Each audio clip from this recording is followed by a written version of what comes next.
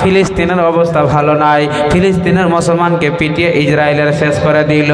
ফিলিস্তিন এত একটা ভালো জায়গা, যে জায়গাতে বাইতুল মামুর বলে একটা মসজিদ আছে।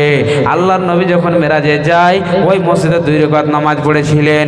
জিবরাইল বলেছেন, মুহাম্মদ তুমি কি পছন্দ করো, দুধ এবং শরাবের মধ্যে? নবী মুহাম্মদ দুধটাকে পছন্দ করেছিলেন। এত ইজ্জতের জায়গা মাওলা রে, মুসলমানদেরকে পিটিয়ে পিটিয়ে লাল করে দিল। দয়াল রহমান, একবার তুমি সেই জায়গাতে রহমতের নজরে দেখে নাও, যাতে করে মুসলমানদের কোনো ক্ষয়ক্ষতি না হয়।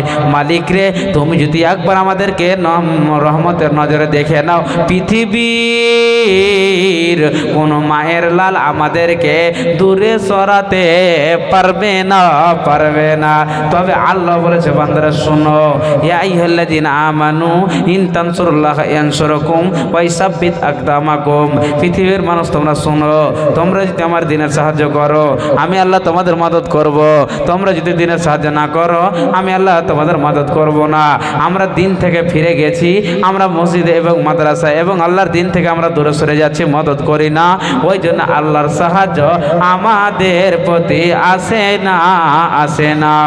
গাজওয়ায়ে বাদারে এই রমজান মাসে হয়েছিল 313 জন মুসলমান, কাফের সংখ্যা হলো 1000। গাজওয়ায়ে উহুদে মুসলমানের সংখ্যা হলো 1000, কাফের সংখ্যা হলো 3000।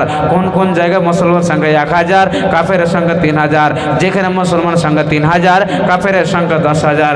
অথচ মুসলমান বিজয় হয়েছে। মালিক রে, কোটি কোটি মুসলমান হয়ে আজকে আমরা শান্তিতে থাকতে পারি না। দয়াল তুমি আমাদেরকে রহমতের জায়গার শান্তি বানিয়ে দাও, আমিন। আমি সুম্মা আমিন। কে দিল এটা? আব্দুল আজিজ। আব্দুল আজিজ দাদাজির নাম। সুবহানাল্লাহ। আব্দুল সামি নদভী সাহেব। হে রব্বুল আলামিন, আল্লাহ দাদর জন্য আল্লাহ তোমার প্যারা বান্দা একজন মাস্টার সাহেব আল্লাহ 500 টাকা দান করেছে। দাদু দুনিয়াতে নাই, মারা গেছে, কবরে শুয়ে আছে। মালিক রে, 500 নয় 500 লক্ষ বলে কবুল